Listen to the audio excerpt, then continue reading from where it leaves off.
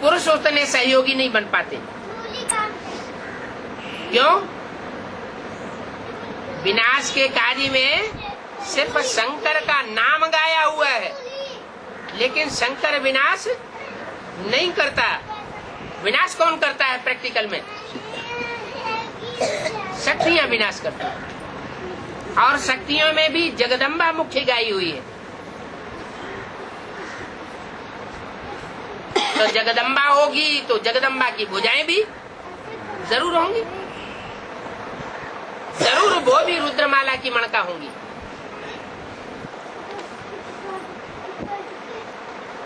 जो भी शक्तियां हैं वो शिव की शक्तियां गाई हुई है। उनका पाठ नुदा हुआ है।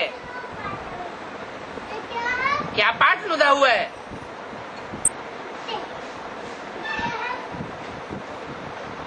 इम्प्योरिटी से होता है विनाश और प्योरिटी से होती है स्थापना। ब्रह्मा द्वारा ब्राह्मण धर्म की स्थापना हुई। कैसे हुई? इम्प्योरिटी से ब्राह्मण धर्म की स्थापना हुई या प्योरिटी से हुई? प्योरिटी से हुई। ऐसे ही विनाश का कार्य कल्याणकारी है या अकल्याणकारी? कल्याणकारी। लेकिन जो भी दुनिया में कार्य होते हैं कल्याणकारी, वो पवित्रता के बगैर नहीं हो सकते। वो मनसा की प्योरिटी की बात है। एक होती है तन की प्योरिटी और एक होती है मन की प्योरिटी। कोई तन से अपवित्र तो हो और मन से बिल्कुल पवित्र हो तो उसको क्या कहा जाएगा? पवित्र कहा जाएगा, पवित्र कहा जाएगा। बांधेली माताएं हैं, उनका भाव, उनकी श्रद्धा इम्प्योरिटी की ओर जाती ही नहीं। वो मन से पवित्र नहीं, अपवित्र होती ही नहीं। तन से जबरियन उनको अपवित्र किया जाता है।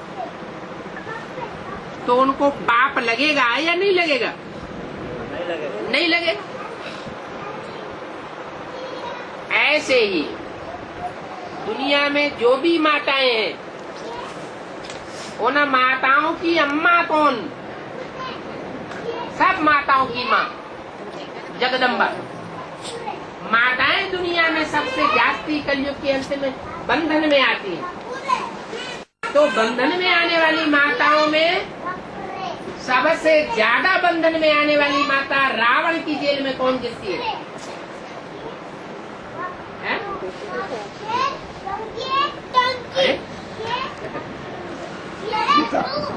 सीता गिरती है ना। तो जगदम्बा सबसे जास्ती बंधन में भी आती है।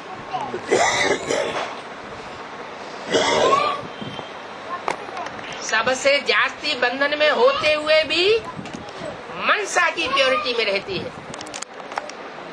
तन भले अपवित्र होता है लेकिन मन पवित्र रहता है। इसलिए माताओं के बीच में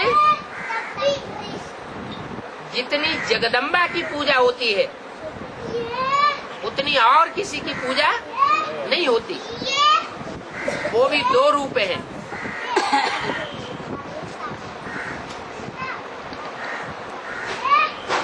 जगदम्बा के भी दो रूप हैं। एक है शाकाहारी और एक है मांसाहारी। जगदम्बा जब तमो प्रधान बनती है तो महाकाली का मांसाहारी रूप धारण कर लेती है।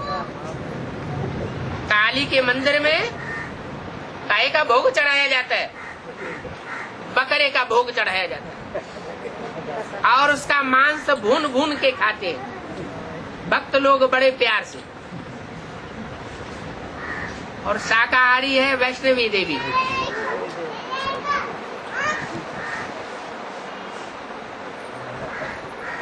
दोनों के भाव स्वभाव संस्कार जब मिलकर के एक होते हैं तो महालक्ष्मी का रूप धारण कर लेती।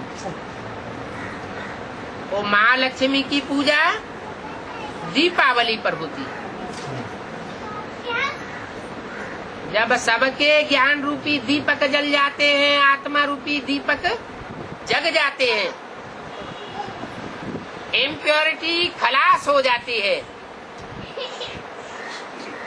अपवित्रता की अज्ञानता रूपी इम्प्योरिटी समाप्त हो जाती है, तो सत्युग रूपी सवेरा हो जाता है।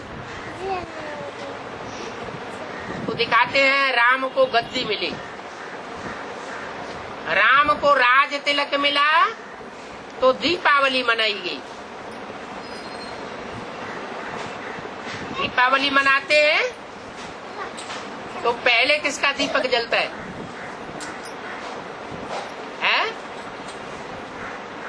पहले किसी का दीपक जलता है और उस एक दीपक से सारे दीपक जगाए जाते हैं। धर्मराज का दिया पहले जलाया जाता है, जलाया जाता है। तो जलाने वाला भी कोई होगा। अब धर्मराज का दिया जलाया जाता है, तो जो धर्मराज का दीपक जलाया जाता है वो धर्मराज की आत्मा कौन? कभी राम कह दिया, कभी ब्रह्मा कह दिया। सुधार एक बात बताओ, है? हाँ, जिसने ज्ञान में धारणाएं करके दिखाई, तो ब्रह्मा को ही दिखाया जाता है कि ब्रह्मा ने धारणाएं की। जो प्यार करता है वही धर्मराज के रूप में फिर मार भी देता है। प्यार का पार्ट बजाने की जगह प्यार किया, और जब मार का पार्ट का टाइम आता है तो मार भी बेशुमार देता है। कोई कहे ये कैसे हो सकता? ये हो ही नहीं सकता, यही हो सकता है।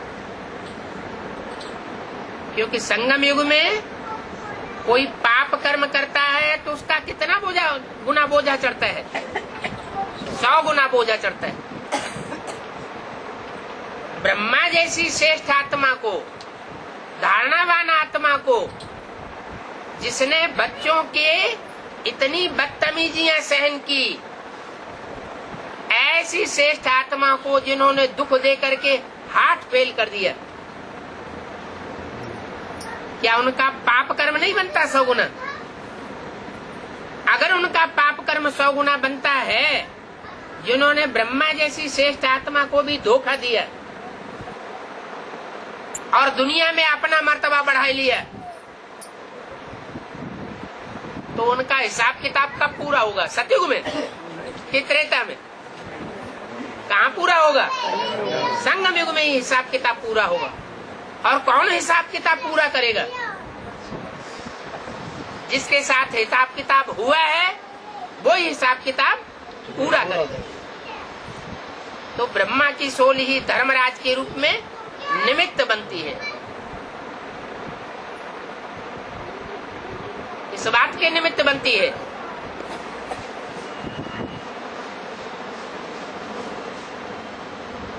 पापों को सजाओं के द्वारा खलास करने के निमित्त बनती है। वो धर्म का राजा है, दूध का दूध और पानी का पानी करता है। इसलिए बाप कहते हैं धर्मराज है मेरा राइट हैंड। त्रिमूर्ति के चित्र में राइट हैंड में कौन बैठा हुआ है? ब्रह्मा बैठा हुआ है। वो है मेरा राइट हैंड, और शक्तियां भी है मेरी राइट हैंड। क्या? जो जगदम्बा या जगदम्बा की भुजाएं हैं, उनमें कौन प्रवेश करके धर्मराज का पार्ट बजाता है? कौन विनाश का पार्ट बजाता है? कौन आतताइयों के पद का विनाश करता है?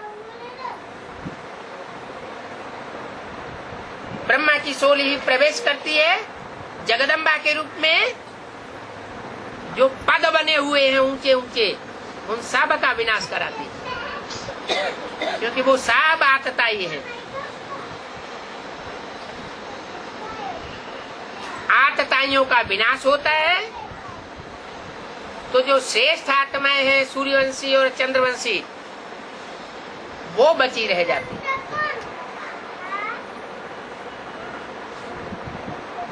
फिर उनका राज्य चलता है।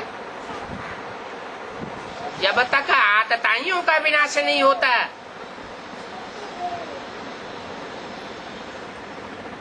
अधर्मियों का विनाश नहीं होता, तब तक धर्म की स्थापना का कोई मूल्य नहीं। सन 68 से बाबा के शरीर छोड़ने के बाद ब्राह्मण धर्म की स्थापना हुई पड़ी है, लेकिन ब्राह्मणों की राजाई क्यों नहीं शुरू हुई?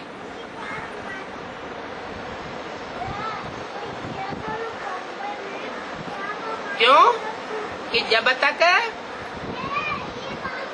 मुखवंशावली ब्राह्मणों का विनाश नहीं होता है, तब तक मुखवंशावली ब्राह्मणों की प्रत्यक्षता हो ही नहीं सकती।